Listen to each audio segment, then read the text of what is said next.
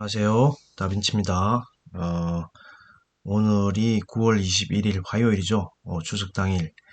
뭐, 아침에 조상님께 차례는 잘 지내셨나요? 뭐 또 가정마다 안 지내시는 가정도 있을 테고, 어쨌든 추석날 아침 살짝 비가 내렸네요. 서울에는.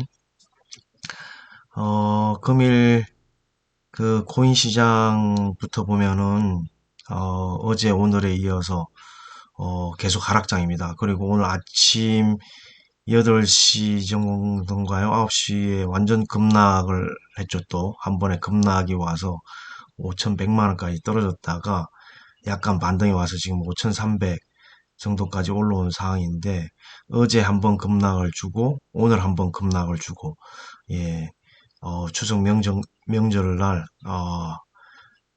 급격한 조정을 주네요.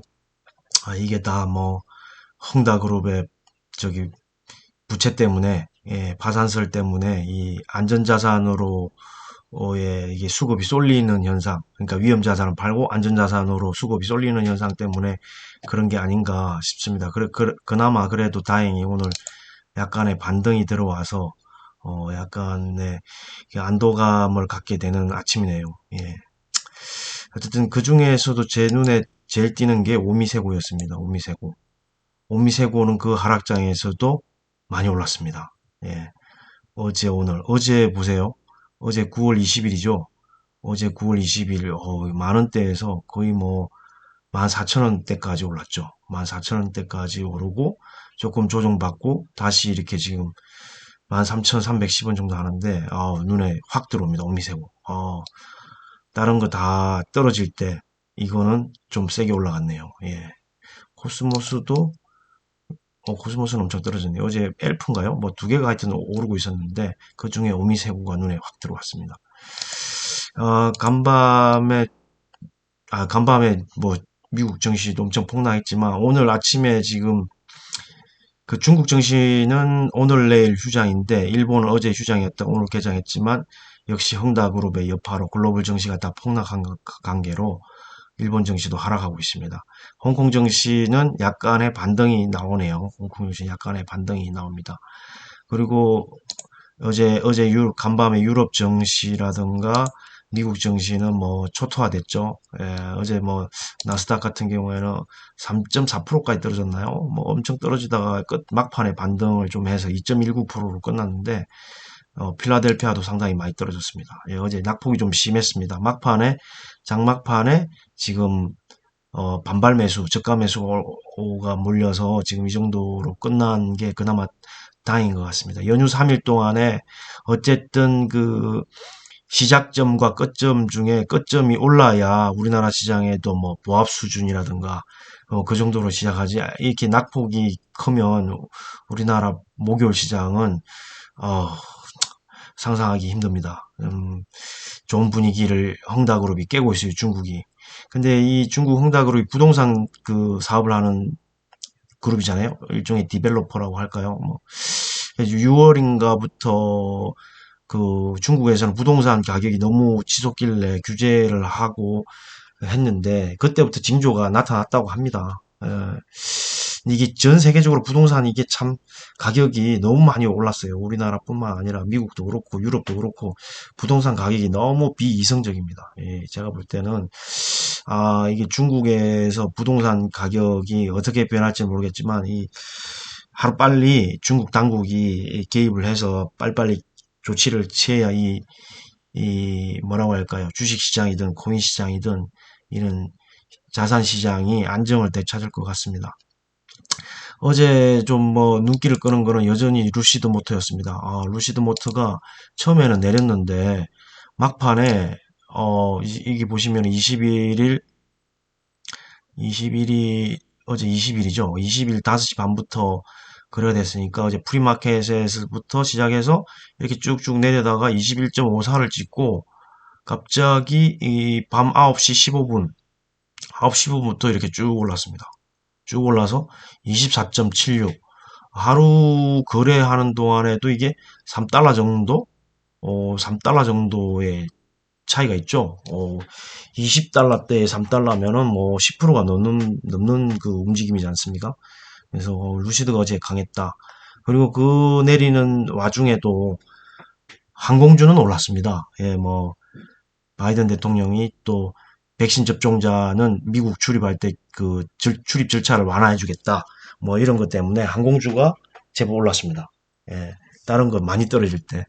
저 어제는 뭐, 저 항상 이야기했다시피 SOXL 샀고요. 하이전 모터스라고 수소차 만드는 회사를 좀 샀고요.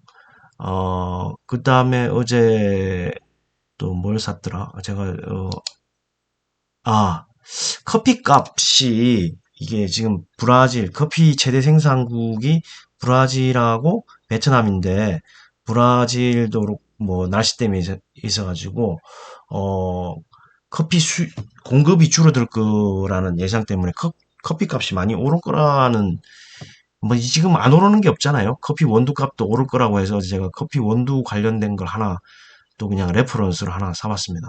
그거 말고도 제가 어제 좀 산 게 있는데 갑자기 기억이 안 나네요. 예, 어쨌든 SOX라고 스카이볼크 캐리어스, 예, 스카이볼크 캐리어스랑 그 다음에 SOX 필라델피아 반도체 지수를 추종하는 트리플 레버리지 ETF랑 또 하나가 뭐죠? 말아놓고서 기억이 잘 안 나네요. 그리고 어제 신규로 산 게 두 가지가 있습니다. 아, 하나는 그 아까 커피 원두값 때문에 그렇고 또 하나는 보안 관련된 ETF를 하나 샀습니다. 그 글로벌렉스 미래세세 자회사 글로벌렉스에서 운용하는 버거라고 있습니다. 이름도 재밌습니다. 버거. 옛날에 우리 그 컴퓨터 한창 할 때 오류 나면 버거 났다고 그러죠. 버거. 예, 그겁니다. 그래서 그것도 다음에 한번 기회가 되면 하겠습니다. 미국에서 보안업체들이 좀 많거든요. 팔로알토라는 것도 있고, 크라우드 스트라이커, 지스케일러, 그다음에 옥타 뭐 이런 게 있는데 팔로알토가 엄청나게 올랐죠. 최근에 다 보안율 올랐습니다. 왜냐하면 이제 어 미국이 아무래도 현재 지구상의 최강대국이고 여러 나라에서 해킹을 그렇게 많이 한답니다. 우리나라도 뭐 해킹에 노출된 거 많지만 해킹을 그렇게 많이 한대요. 그러니까 그 어떻게 보면 정보가 중요하잖아요. 국방에 관련 정보도 있지만 기업체에 관련 정보도 있어가지고 그런 해킹을 막기 위해서 보안 인프라에 이번에 그 예산이 많이 반영됐다고 하죠. 그리고 그 회사들 대표 불러다가 미팅도 한번 했죠. 그래가지고 투자 얼마, 뭐 마이크로소프트도 얼마 한다, 뭐 애플도 얼마 한다, 뭐 대기업들이 얼마 한다, 보안에 투자하겠다 이렇게 해가지고 주가가 좀 많이 올랐거든요. 근데 이번에 좀 조정 받길래 저는 버거, 버거를 좀 레퍼런스로 일단 샀습니다. 물론 그 레퍼런스 기준으로 떨어지면 더 사 모아갈 생각입니다. 우리나라만 보안에 대한 인식이 좀 떨어지고 미국은 보안에 상당히 그 돈을 주고 해야 된다라는 인식이 강하거든요. 우리 소프트웨어도 마찬가지지만. 예, 그래서 보안주 한번 관심 있게 일단 레퍼런스를 하나 사봤습니다.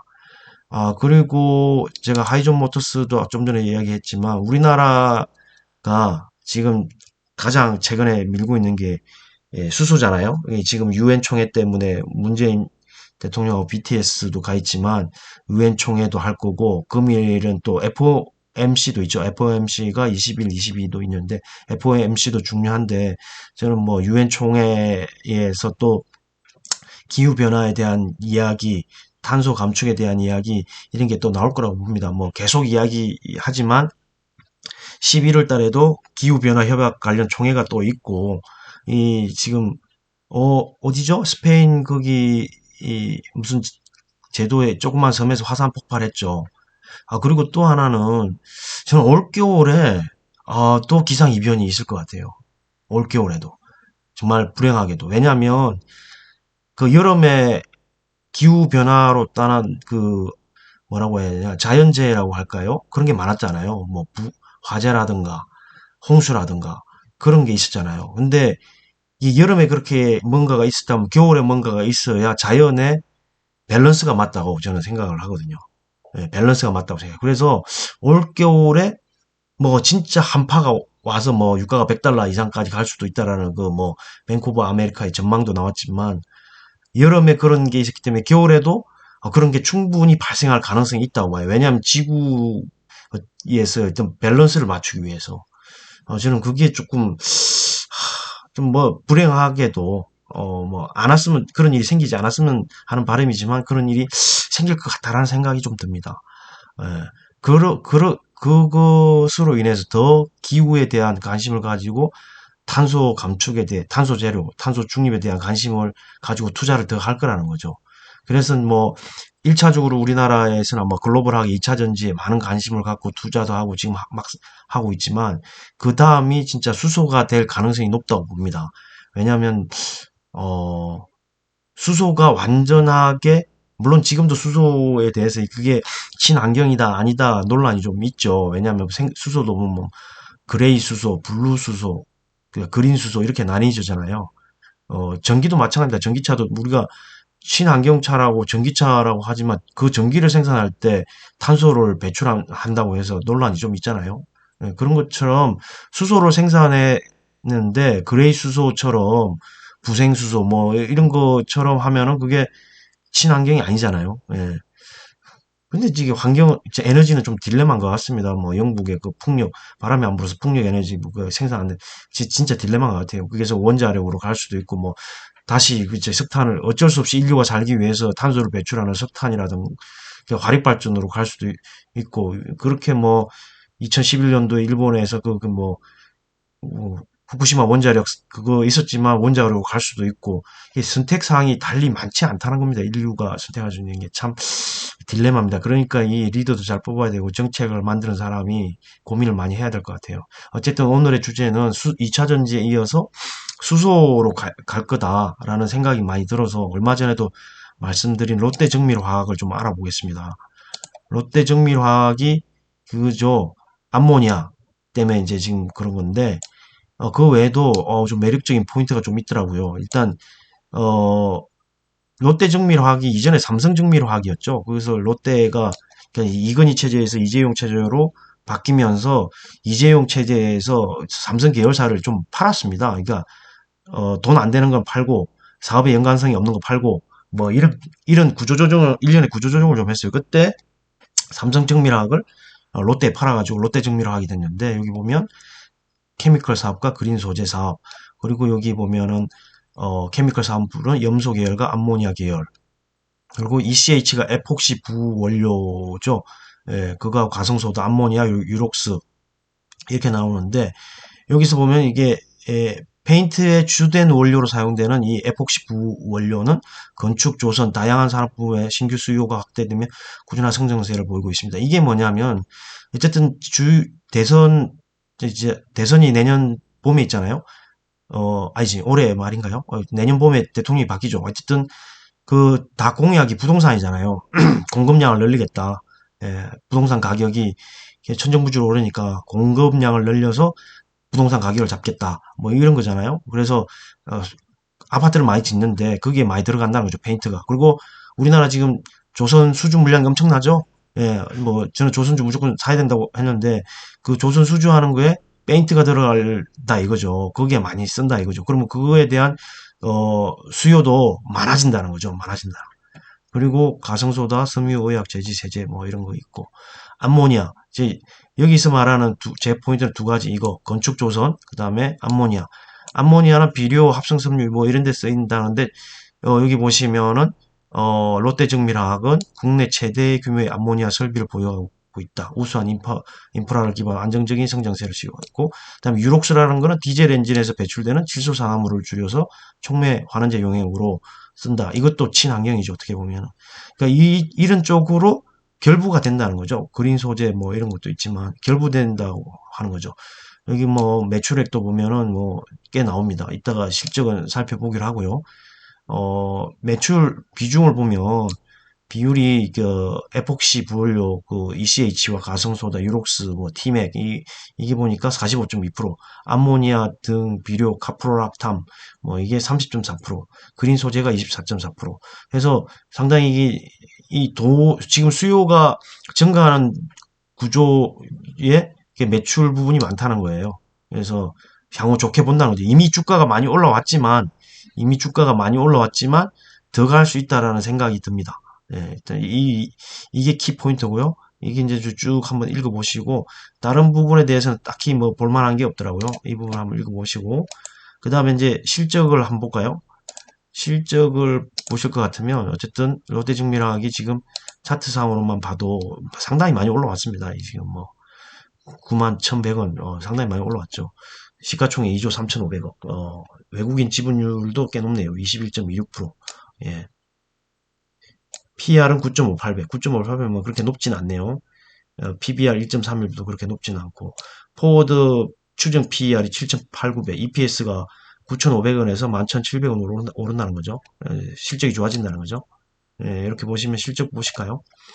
어, 지금 뭐 화학 업체는 뭐 실적이 그렇게 등락폭이 크지 않습니다. 꾸준합니다. 보십시오. 18년, 19년, 20년. 뭐 코로나 시국을 지났대도 실적이 꾸준합니다. 매출액도 그렇고 영업이익도 큰 차이 안 나는데 작년에 조금 많이 떨어졌네요. 그리고 단기 순이익도 뭐 큰 차이는 안 나고 좀 근데 올해가 1조 6,600억이네요. 1조 6,600억 매출에 영업이익이 2,152억. 당기순이익은 3천억 정도. 상당히 많이 증가합니다. 당기순이익. 영업이익도 그렇고. 그 분기별로 보시면은 올해 1, 4분기 3,439억, 2, 4분기 4,217억, 3, 4분기 예상은 4,621억, 영업이익도 355억, 539, 655, 당기순이익도 상당히 뭐, 여기 조금 떨어지긴 하는데 영업이익이 좋네요. 매출액이라. 유보율 1300% 정도 되고, 어쨌든 실적도 안정적이고 꽤 좋습니다. 실적도 안정적이고 꽤 좋아요. 여기 뭐 롯데정밀화하고 비교할 수 있는 거는 뭐 다른 거는 이게 다 복합적인 사업을 하는 데라 비교할 수가 없네요. 예, 딱히 뭐. 그러면은 또 그 다음에 특징적인 포인트가 뭐냐면 여기 보시면은 9월 16일 교보증권에서 보면은 에폭시 부원료 수요 증가 예, 나와 있죠. 지금 에폭시 가격이 엄청 올랐답니다. 현재 톤당 2255달러보다 55달러로 지난해 26.7%. 그리고 이 연구원도 우리나라가 선박 수주 많이 한 걸 아는 거죠. 내년부터 선박용 페인트 수요 증가가 예상되는 상황. 예, 가격이 한동안 상승할 거다. 그리고 공급 차질이 단기간 개선되기 어렵다. 수요는 많아지는데 공급은 늘지 않는다. 예, 공급은 줄고 있다. 예. 그리고 내년까지 증설된 계획이 없다. 예. 그래서 여기 보시면은 롯데증밀화학이 그 수혜를 입을 거라는 거죠. 그리고 수소경제 정책으로 암모니아 중개무역의 중요성이 커지는 상황이다. 예. 이 운송 저장의 암모니아 상태로 해놓는 거죠. 수소가 기체 상태면 부피가 커지고 그 넥소도 마찬가지고 탱크에 넣으려면 고압으로 해서 부피를 확 줄여야 되는 거죠. 예. 그런 뭐 공정 필요 없이 기존에 생산한 암모니아라고 가지고 운송하고 저장하고 있다가 질소만 떼내면 수소니까 예. 상당히 그 롯데증밀화학 입장에서는 상당히 뭐라고 해야 되냐 이미 높은 고지를 점했다라고 보여지는 부분입니다. 그래서 롯데증밀화학에 대해서 오늘 좀 알아봤습니다. 그러니까 오늘은 여기까지 하고요.